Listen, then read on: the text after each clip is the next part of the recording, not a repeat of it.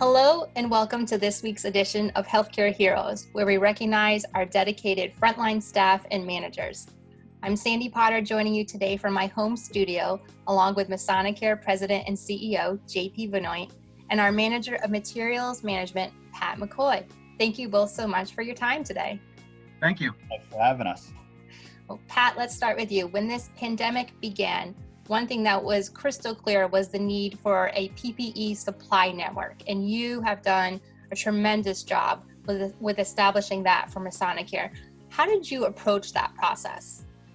Well, it all started, I'll tell you the exact date. It started on January 30th when we started getting back orders. Lynn and myself realized that we was starting to have a problem. We knew the pandemic started in other countries, but didn't hit this country yet.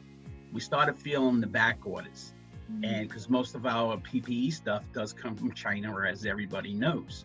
So over the next couple of weeks, it got really even crazier.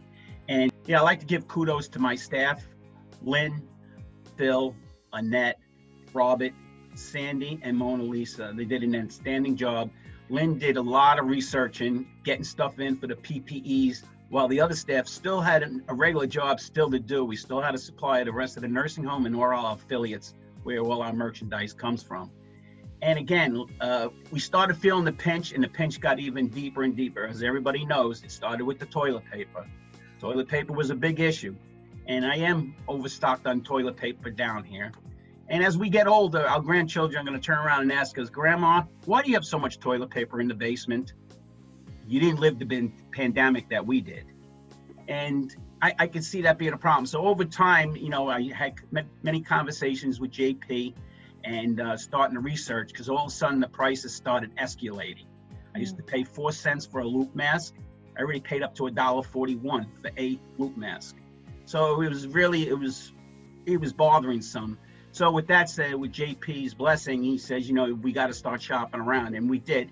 I found a place down south in Maryland who was a big help to us over the course of time, because there was a lot of scammers out there. And that was my biggest fear, getting roped into scammers.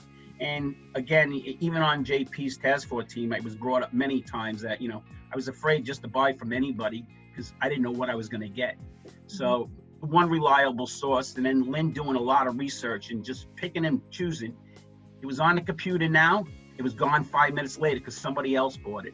And it was just a domino effect. Every week we just kept feeling the pinch that another item. It was a domino effect. As of today, we're still feeling the same thing. Every week I'm reporting either in JP's meetings, or I'm putting a morning report, for the health center, and, stuff that we're constantly we're fighting for. Somehow or another, we pull it through. It was just amazing, how the team, pulled this all together.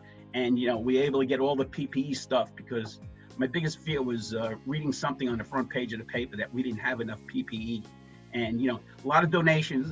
Kudos to the staff throughout Masonicare, because I was getting many emails saying, why don't you try here? Why don't you try here? So kudos to them too, because everybody stepped up to the plate, as a company as a whole, which was very rewarding to me and to everybody else, that, we were able to supply all the PPE stuff throughout the time. And my biggest fear now is, I'm planning for the future. I don't know what the fall's going to bring to all of us. So that's, my next game is starting to plan for that. I go every week, every Tuesdays, I go to DPH down in North Haven and pick up supplies. And JP, Pat's role in all of this has been essential, absolutely critical for the safety of our frontline employee team members. Can you talk about that? Pat and his team, and I will tell you, the Masonicare staff, Pat actually talked about it earlier. The team got together. Pat was our quarterback with regards to getting all of our PPE, and he did an absolutely amazing job. I know there were days where him and I talked that he was extremely stressed about where he was going to get the next set of gloves or shields or gowns or masks. I've learned more about PPE in the last 3 months than I think I knew my entire life. And it's really thanks to Pat for everything that he did.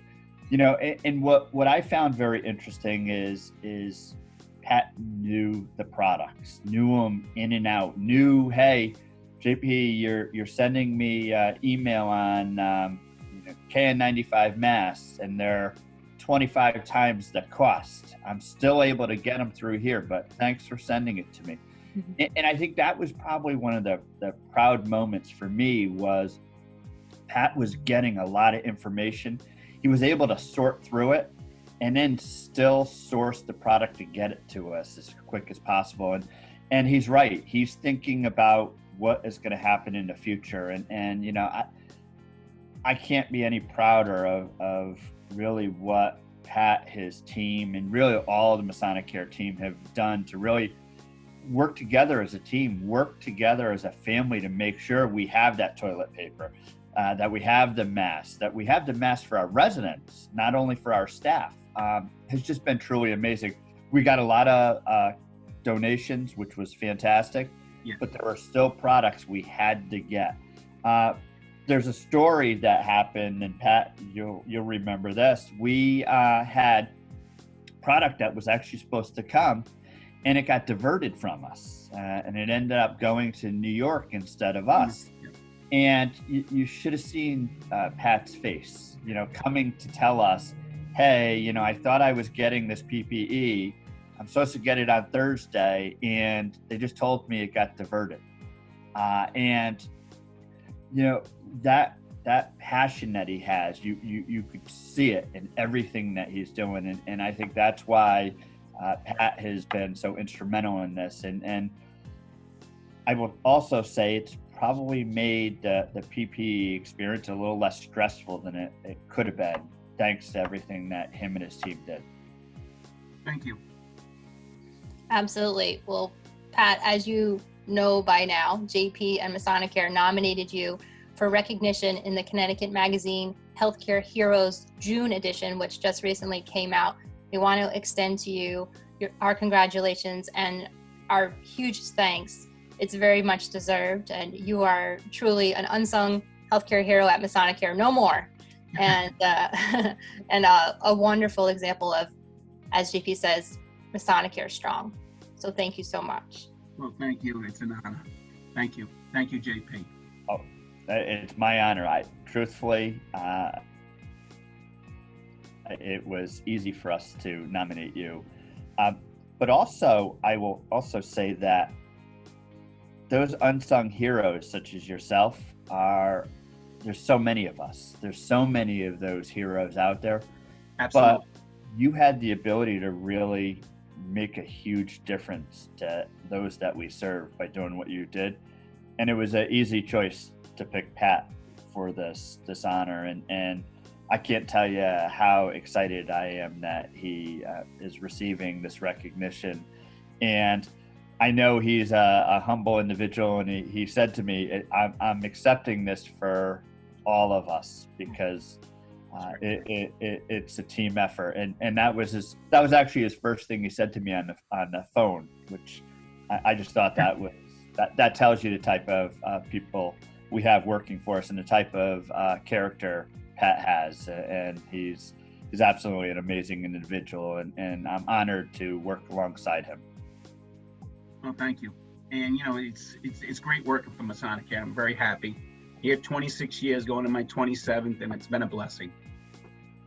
He is a Mets fan, but we'll let that go. Hey. Mets and Jets. I second what you said. In my time at Masonicare, it's been nothing but wonderful working with you, Pat. So congratulations, and thank you so much on behalf of all of us, all your coworkers. We only knew, some of us only knew this much on what you were doing every day, but we knew it was huge for all of us. So thank you very much. All right, thank you. And thank you to my team too. Absolutely.